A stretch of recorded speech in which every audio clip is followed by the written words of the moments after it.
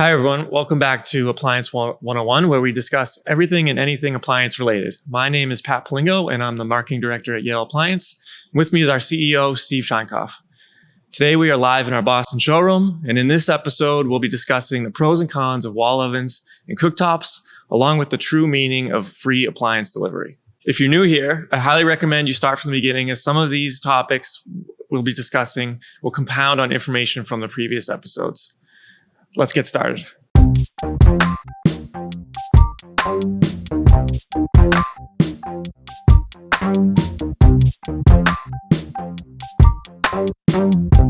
Okay, so Steve, last time was all about ranges and pro ranges. This time, let's dig into everything about wall ovens and cooktops. Sure. So why would someone choose a wall oven and cooktop over a pro range? That's a good question. It has a lot to do with kitchen layout. Where wall ovens are advantageous is the fact you can put them anywhere. You don't have to centralize them. The cooktop, as you know, the cooktop, dishwasher, sink should be centralized for better kitchen planning. But a wall oven can be put anywhere. And the benefit to a wall oven is, you get in a 30-inch cabinet, you're getting two big sizes. You're getting two. It's like taking two freestanding ovens, cutting the tops off and putting them in the wall. It's a lot of space. But the other real advantage is ergometrics, is the fact that you're no longer bending all the way down. In the appliance business is fueled by everyone's fixations over Thanksgiving of lifting that 30-pound, 40-pound bird up. It's with wall ovens, you don't have to do that. You lift across. There's very little lifting. The other advantage to a wall oven is the fact that you have infinite amounts of features and combinations. You still do get that, but on the larger 48 and 60-inch sizes, there's steam ovens, speed ovens that are integrated into a pro range. But in a 30-inch space, you can get, if you really want to cook differently, you can get a single wall oven and then put a specialty oven over it, like a steam or speed.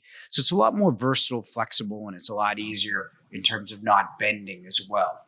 Mm-hmm. So someone at this point, they're deciding to go with that wall oven and cooktop configuration. Let's dive into the products and how you would consider them. Let's start with cooktops. There's a few different fuel types to consider that can help people narrow down their choices. Okay.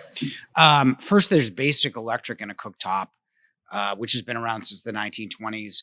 Elements heat up glass heats up the pan heats the food. Least efficient, least responsive, least expensive.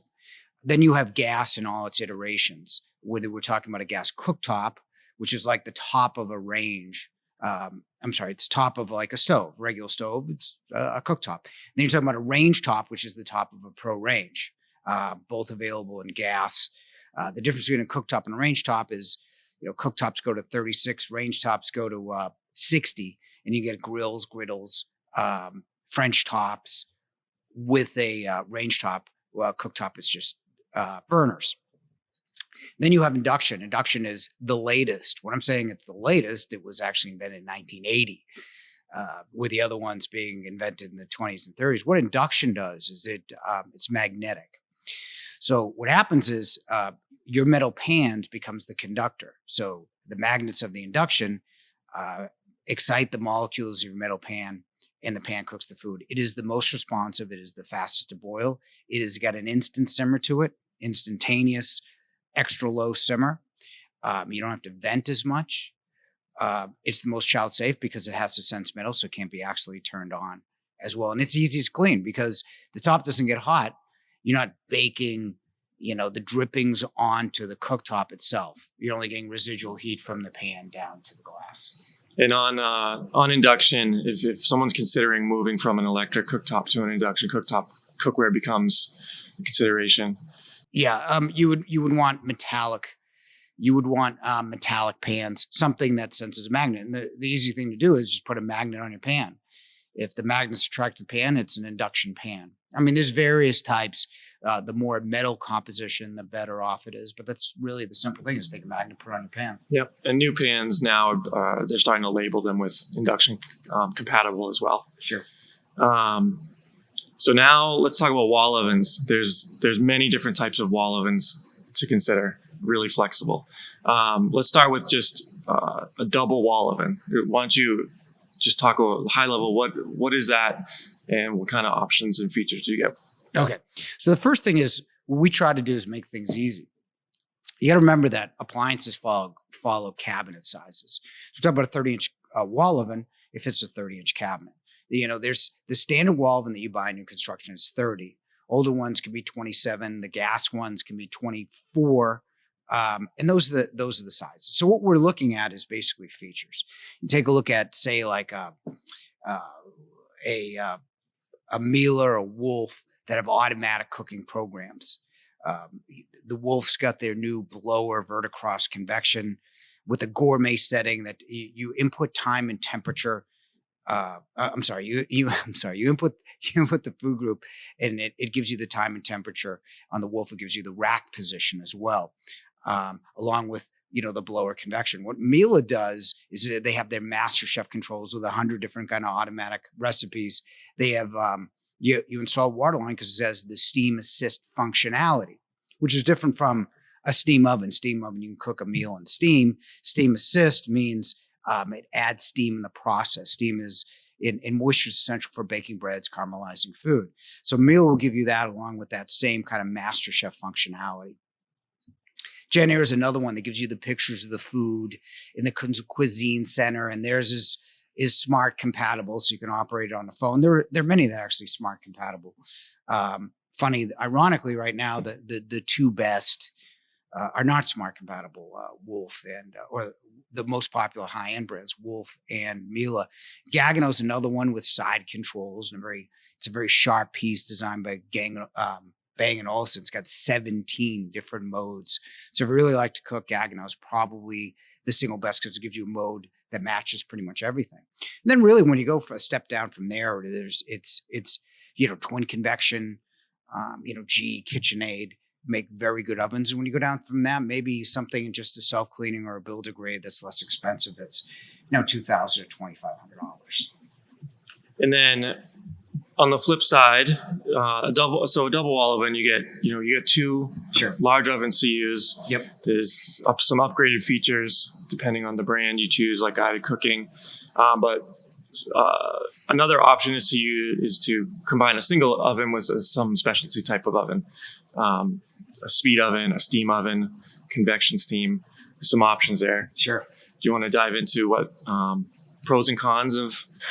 Oh, definitely. Steam's a great oven because it's the most healthy way to cook. You're adding moisture.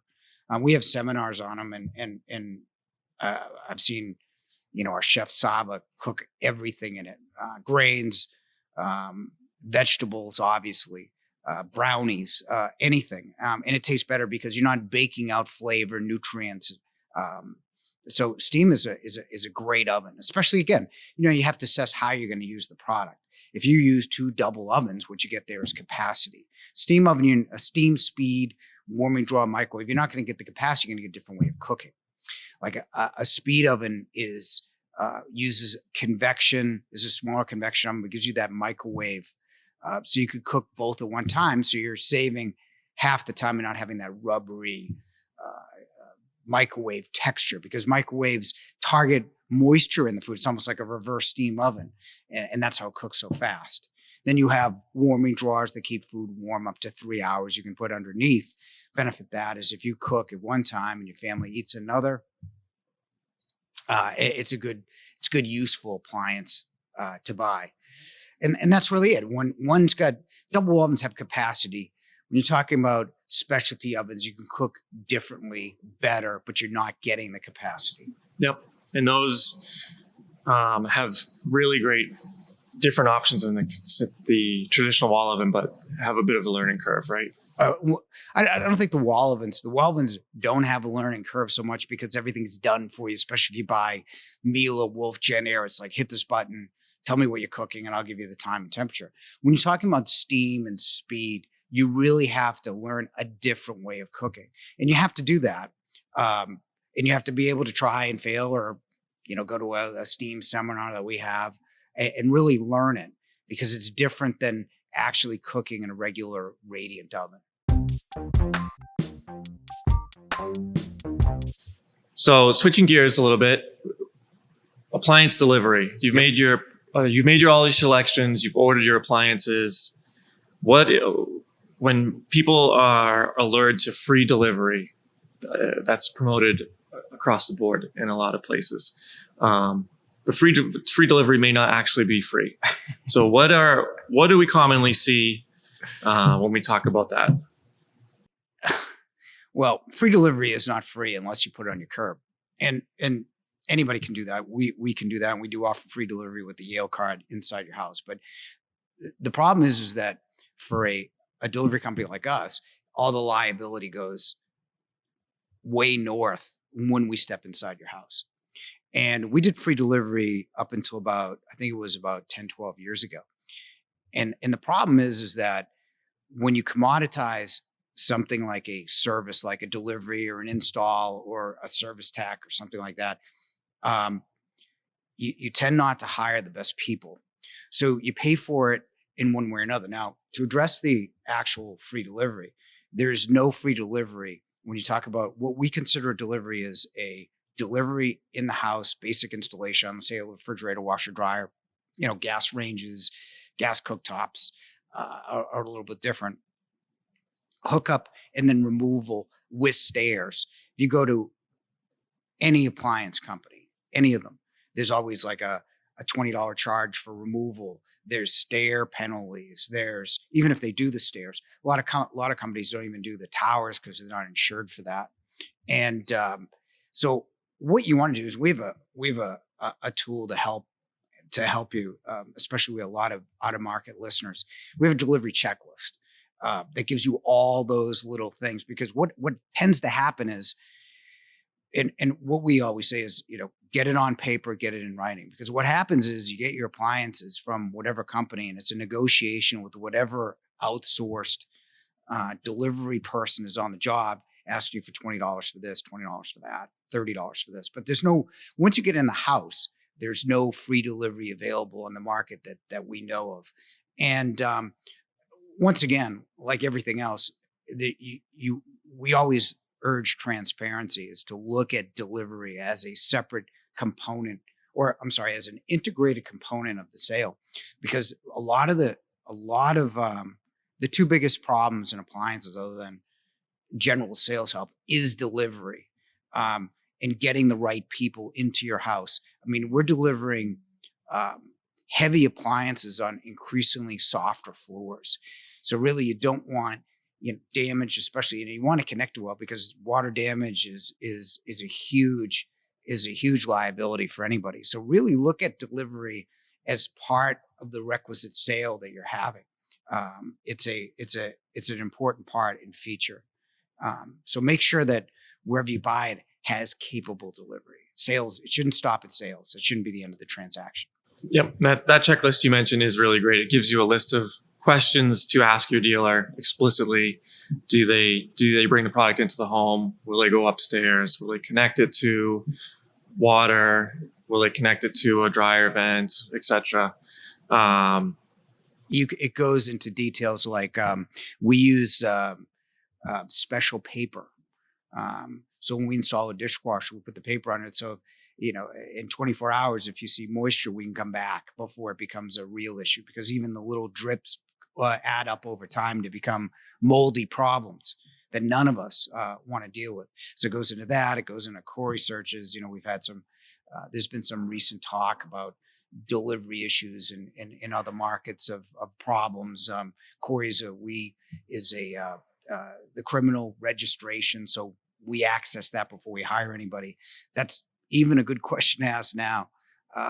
But really what it covers and all the little details, leaving, a lot of times what happens is, I'll give you for instance, is you get it, say a Sub-Zero or a heavy refrigerator delivered, and they leave it in the middle of your floor until the electrician installer. What happens over time, if you leave it on, it's gonna indent your floor.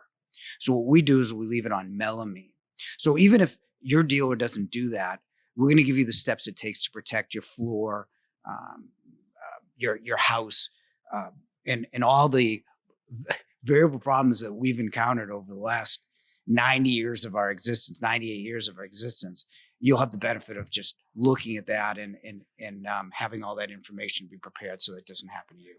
Yep. So just to sum it up, there's really no such thing as free delivery. We found there. No. Just be careful when you're going through that buying experience. Make sure to ask these questions, because these little charges for removal can add up, and it can ultimately be hundreds of dollars potentially. Yeah, hundreds of dollars, and you want to even that, when you're making huge purchases, doesn't seem like a lot, but you just want to make sure that the person that's going into your house is a good citizen, and the way to do that, again, it seems like I finish every episode like this, is really check local reviews. Don't take anyone's word for it.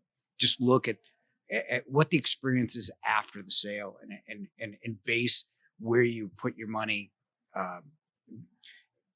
base where you put your hard-earned dollars, based on deliveries as much as sales. Great. Thanks. Thank you. Thank you for tuning in to today's episode. We'll make sure to link our free wall oven buying guide in the show notes, along with our free appliance delivery checklist to ensure you can have the smoothest possible appliance delivery. Next week, we'll be discussing everything you need to know about ventilation, including Massachusetts makeup air laws, and other important consideration for your kitchen update. We'll also dive into whether extended warranties are worth it when purchasing new appliances. As always, thanks for watching.